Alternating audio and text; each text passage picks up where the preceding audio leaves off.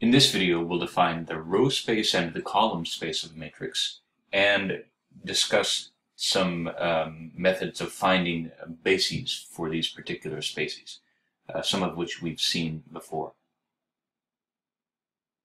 So to begin, let A be an M by N matrix. So since A is an M by N matrix, we can write A in one way, but we can look at either the rows of A or the columns of A. So we can focus on the rows of A, the M vectors which form the rows of A, or we can focus on the N vectors which form the columns of A. And these are two different sets of vectors. And we will form subspaces from each one of these vectors. So we make the following definitions. If we take the M row vectors of A and form the span of those, we obtain what we'll call the row space of A. And if we instead take the N columns of A and form the span of those, we obtain what we'll call the column space of A. Now, the row space of A being the span of these M vectors, each of these M vectors has N components. So this subspace is actually a subspace of Rn, and this column space is actually a subspace of Rm.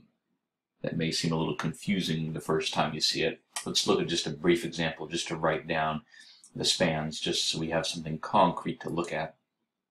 Here's our example. Let A be the 2 row by 3 column matrix with rows 2, 0, -1, and 3, 1, 2. Then the row space of A is the span of these rows. So it's the span of 2, 0, -1, and 3, 1, 2. Now these are each vectors with 3 components, so each of them is a vector in R3, and so their span is some subspace in R3.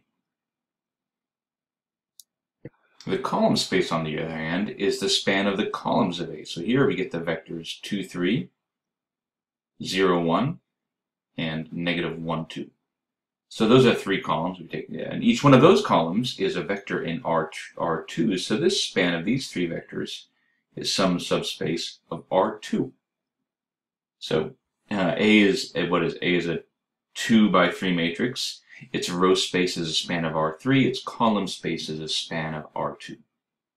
And these two subspaces live in entirely different vector spaces. It seems that they probably have nothing to do with one another.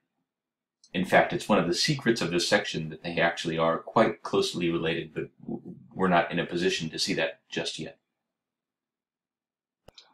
So we've defined these subspaces, row space of A and column space of A, for an arbitrary matrix A, and those are defined as the span of some collection of vectors. We have seen before, however, that an interesting and sometimes important exercise is, given a set of vectors, we can form the vector space of their span, but sometimes we want to find a basis for that subspace.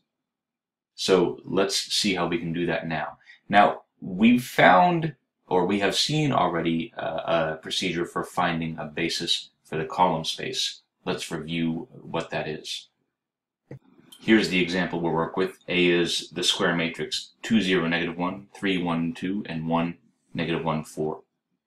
So we want to find the basis for the column space of A. So look, the columns which make up A are the columns 2, 3, 1, 0, 1, -1, and -1, 2, -4. So those are 3 columns in R3. I want to find a basis for the space spanned by these 3 vectors. You have done this exercise before. Remember what we do. The first step is to take this matrix down into row echelon form. We can go all the way to reduced row echelon form if we want, but we only need to go down to row echelon form. So we take it down to row echelon form. And if we do that, what do we get? So I'll let you verify this, and you should, that taking this matrix to row echelon form gets us to this matrix right here. So what do we do when we're in row echelon form? Remember what happens. We look for the columns containing pivots. So in that case, that's this column and this column. And therefore, a basis for the column space is obtained by going back up to A and choosing the corresponding columns there. So a basis for the column space of A in this case is given as follows. Basis is 2, 3, 1, 0, 1, negative 1. So this is the column space spanned by these two vectors. It looks like it's a two-dimensional subspace sitting inside of R3. And this process works in general. Whenever you want to find the basis of a collection of vectors, or the basis of a space spanned by a collection of vectors, you can always line them up as columns in a matrix, go down to row echelon form, pick out the columns with pivots, and then go back upstairs and pick the corresponding original column vectors. That will give you a basis for the column space. Now let's worry about the row space. Obtaining a basis for the row space of A is slightly different, but only slightly. We'll again start with the same step. We'll take A down to the row echelon form of A, and we obtain, of course, the same thing we did above. Here we are at the same row echelon form, and this time we'll pick out the non-zero rows of the matrix. So that's this one and this one. And then a basis for the row space of A is given by precisely these non-zero rows. This one here and this one here. So we have a basis for the row space of A consisting of these two vectors. This is a subspace of R3. We're guaranteed this is a basis. I actually didn't verify that this process must give you a basis, but it's not too hard to do that. Let me spend one slide convincing you, I hope, that this process always gives us a basis for the row space of A.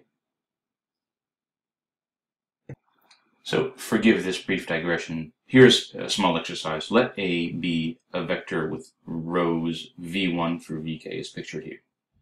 And let E, this thing right here, be any elementary matrix. Then I claim that the row space of A is the same as the row space of EA. That is, here's the important part, performing a row operation on any matrix doesn't change the row space. That's what we're doing when we multiply A by E. On the left, we're performing an elementary row operation. So why is this? Well, remember that the row space of A is defined as the span of the set of row vectors of A. So here I have three equalities between spanning sets. The first equality just says that the span of these vectors is the same as the span if I switch the ith and the jth row. You can see here I have ij, and here I have ji. The span of these two things is the same. Next, if I take, say, the ith vector in the span and multiply it times some scalar s, that doesn't change the span either. And that's another elementary row operation. The row operation is multiplying the ith row by some scalar s. And finally, if I take the jth row and add s times the ith row to it, so go from here to here, that doesn't change the span either. And so these are the three elementary row operations written out, and in each case the span remains unchanged. So, I repeat, elementary row operations do not change the span of a matrix. So the row space of A is the row space of EA, where E is any elementary row matrix.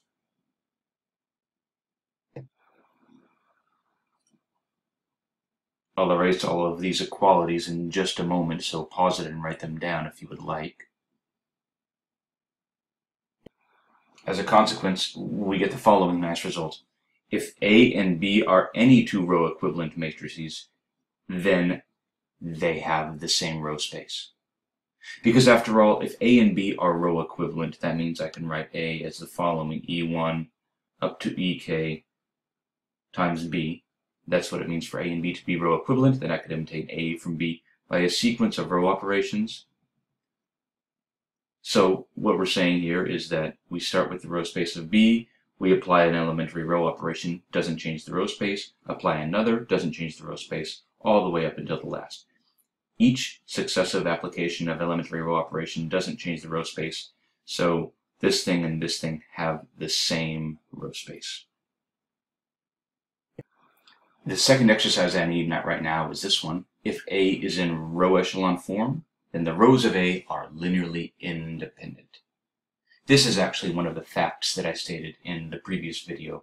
I stated it slightly differently. In the previous video, I required reduced row echelon form. That's actually not necessary. You only need row echelon form. If A is in row echelon form, then its rows are linearly independent. I'll leave that up to you for an exercise, but we do need it for now.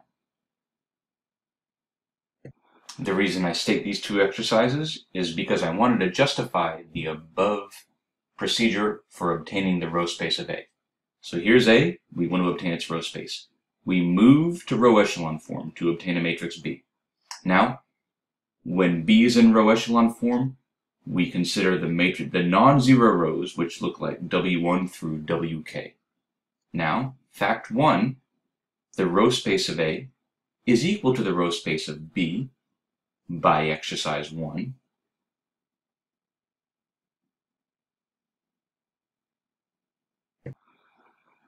And the row space of B is easy to write down. We just take the non-zero rows to obtain the row space. Of course, the zero rows in B do not contribute to the row space.